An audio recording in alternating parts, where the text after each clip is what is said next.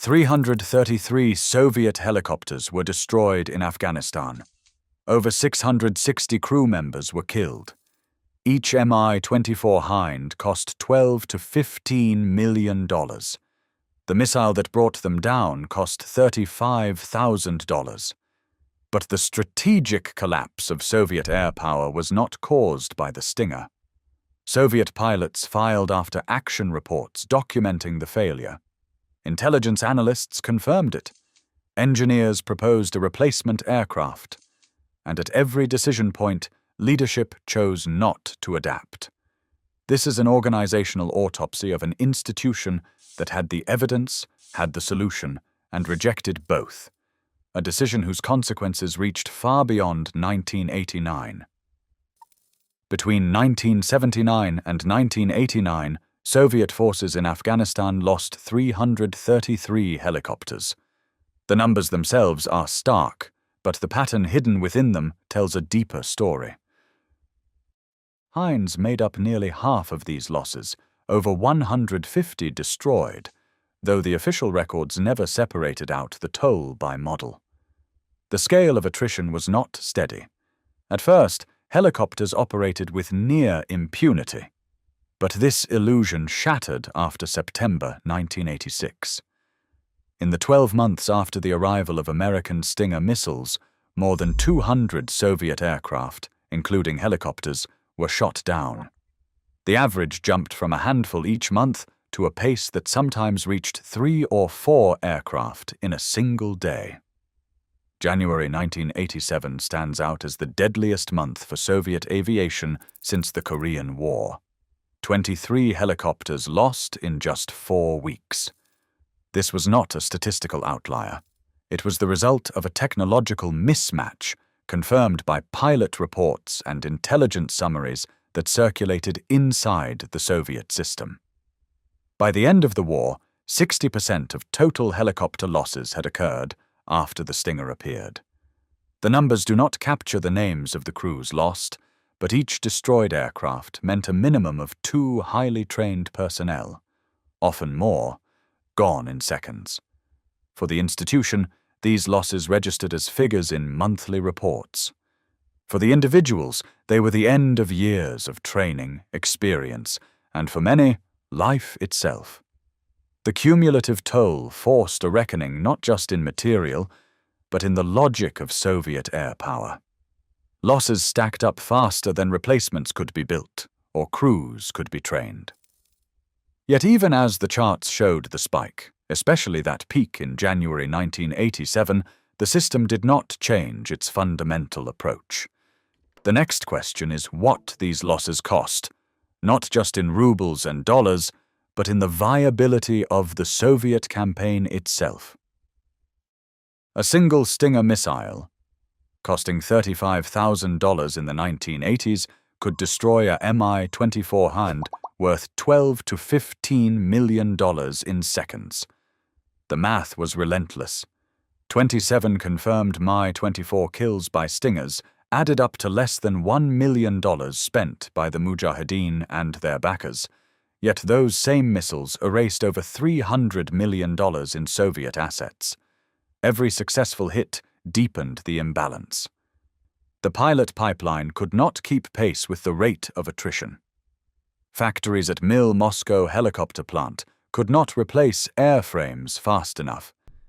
Procurement officials tracked these numbers in classified memos, watching as the destruction cost ratio reached as high as $1 American spent for every $343 to $428 of Soviet investment destroyed. Proposals to accelerate production or switch to newer models like the Mi-28N ran into the same wall.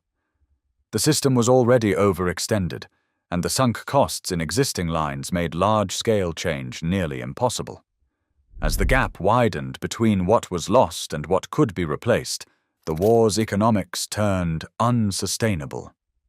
The inability to close this gap set the stage for the institutional paralysis that followed, as procurement and doctrine became locked in a cycle that no longer matched the battlefield reality. September 1986 brought a new reality to the Afghan battlefield. The arrival of the FIM-92 Stinger missile, supplied in bulk through CIA channels, instantly changed the calculus of Soviet air operations. More than 2,000 Stingers would flow into Afghanistan by the end of the war, each one a potential death sentence for a helicopter crew. Western analysts, tracking the aftermath, coined a phrase that would echo through military briefings and intelligence memos: the Stinger effect. By early 1987, this term had become shorthand at the Pentagon for the sudden collapse of Soviet helicopter dominance. The impact was immediate and unmistakable.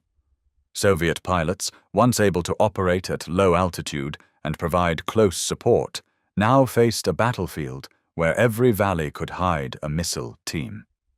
The Stinger's infrared seeker required no radar warning, no elaborate targeting. A single operator, trained in a matter of days, could erase years of Soviet investment with one well-aimed shot. The scale of supply was staggering. CIA audits from the period confirm over 2,000 missiles delivered, with hundreds more unaccounted for in the chaos of war. This was not a trickle. It was a flood, orchestrated by outside actors intent on imposing a new technological order. Inside Soviet command posts, the language shifted. Briefings began to reference the Stinger effect as a recognized operational hazard, a term that captured both the technical threat and the psychological shock delivered by a weapon that could not be neutralized by armor alone. The battlefield had been redefined from the outside. The collapse of Soviet air power in Afghanistan set off a chain reaction far beyond the loss of helicopters. While NATO militaries rewrote their doctrine, integrating lessons from the Stinger's success and equipping aircraft like the AH-64 Apache with advanced infrared jammers and low-heat exhausts, the Soviet General Staff doubled down on existing beliefs. Declassified NATO manuals from the late 1980s detail how Western planners prioritized countermeasures and tactics to survive in a man-pad-saturated battlefield. In contrast, Soviet command continued to deploy Mi-24s with minor modifications, insisting that heavier armor and higher altitudes would restore survivability, a premise already disproven by pilot reports and battlefield outcomes. Soviet ground units, once shielded by helicopter gunships, now faced enemy fire with little warning.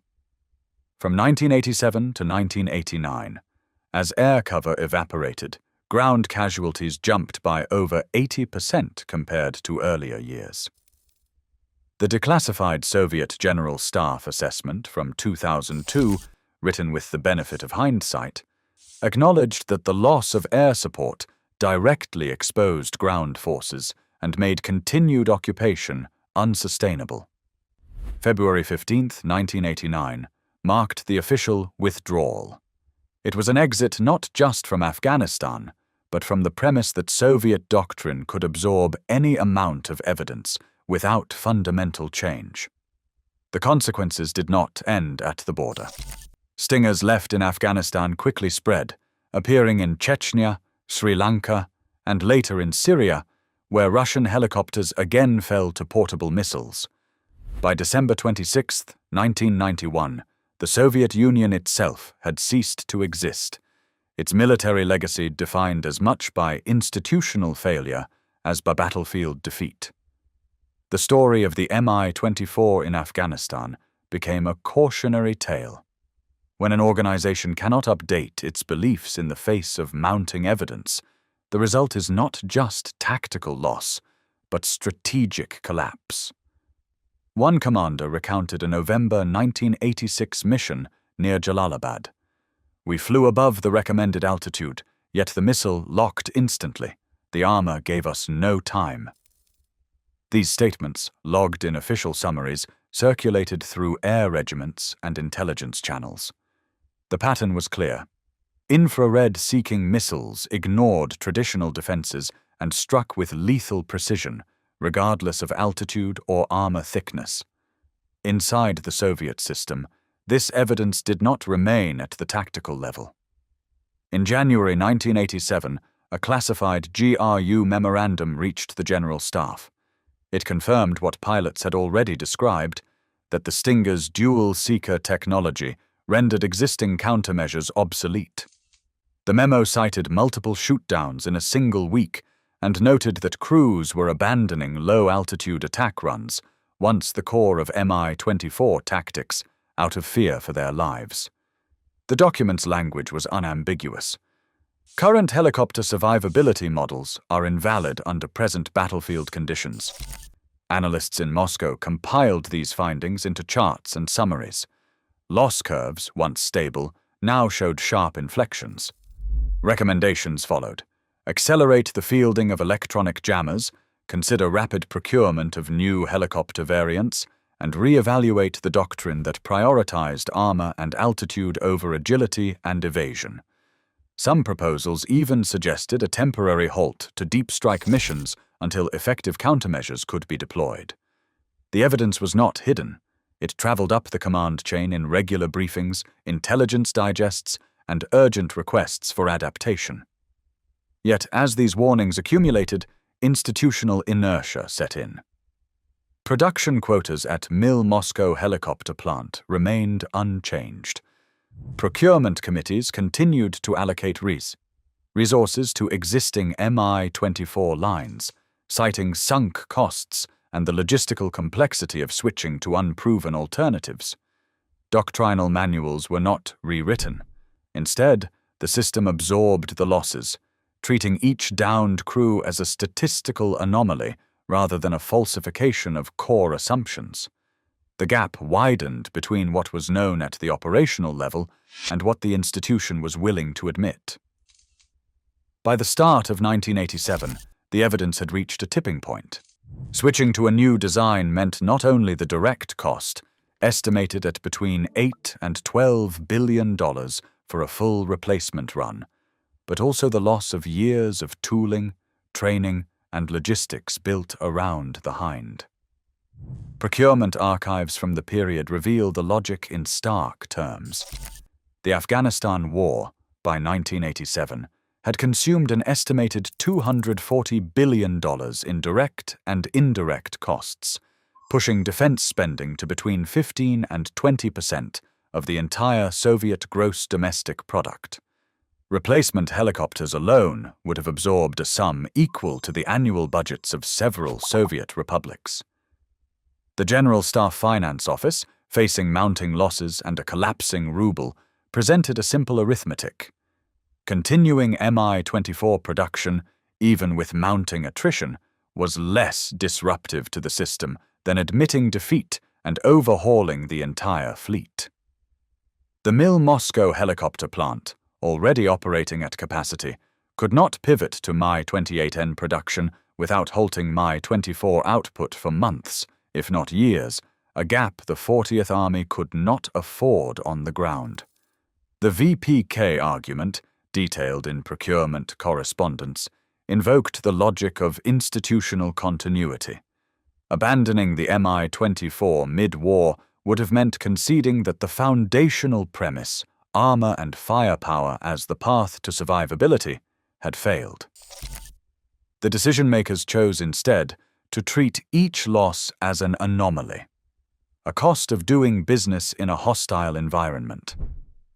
The June 1987 rejection was not a technical verdict against the Mi-28N, but an institutional refusal to falsify a doctrine that had already been disproven in the field.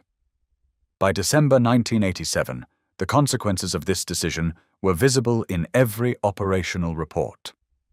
Pilots like Alexander Rutskoy, who survived multiple shoot-downs, described a system that would not listen. The budget lines remained unchanged, even as helicopter losses continued and ground casualties soared. The institutional logic, preserved in committee minutes and budget tables, was clear. Better to endure unsustainable losses than to confront the sunk cost of a failed idea. This pattern would not end with Afghanistan. The same doctrine and the same refusal to adapt would reappear in Chechnya, Syria, and Ukraine, each time with new evidence, each time with the same institutional answer. Chechnya, December 1994.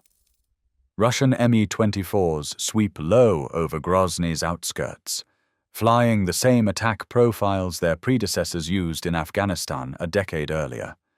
Within hours, the pattern repeats. Portable missiles streak upward, striking helicopters that had been promised safety by their armor and altitude. By the end of the first week, at least 6 Mi-24s are confirmed lost, with crews killed or captured.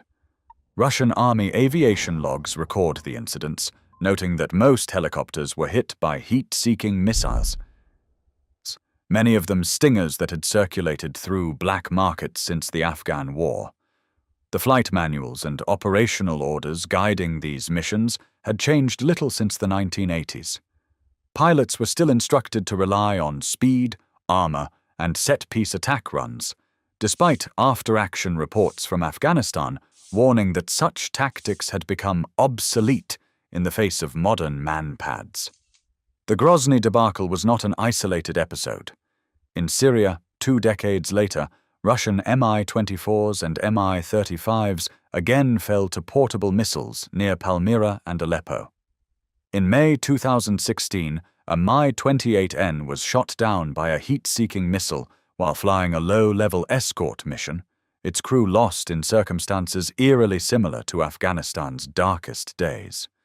Russian tactical reviews noted the same vulnerabilities, including predictable flight paths, lack of effective countermeasures, and over-reliance on armor that could not defeat modern infrared seekers.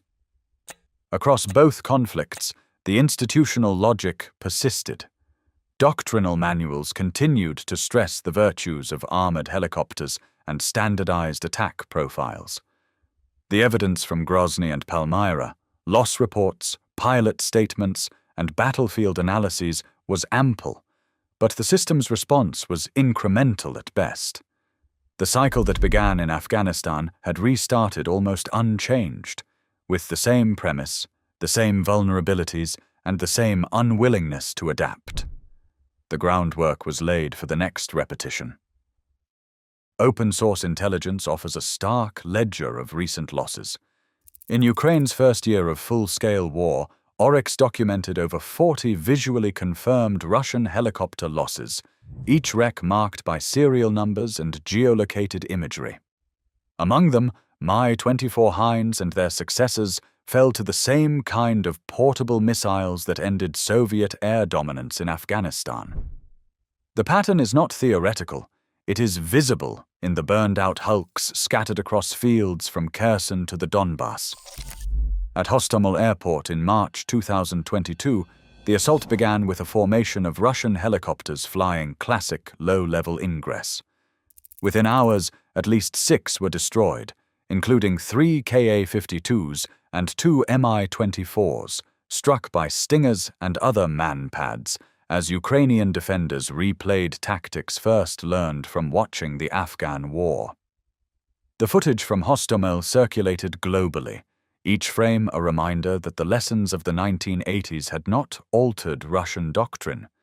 Yet in 2021, Russian state marketing still described the Mi-24 as the world's most combat-proven attack helicopter, touting its armored cockpit and decades of operational experience. The same brochure, distributed at international arms expos, made no mention of the vulnerabilities repeatedly exposed in Afghanistan, Chechnya, Syria, and now Ukraine. The paradox is unavoidable. While the manufacturer sells survivability, battlefield evidence accumulates in the public domain, showing the cost of uncorrected doctrine.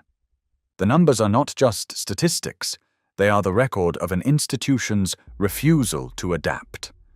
Each destroyed helicopter in Ukraine is a data point in a pattern that stretches back 40 years.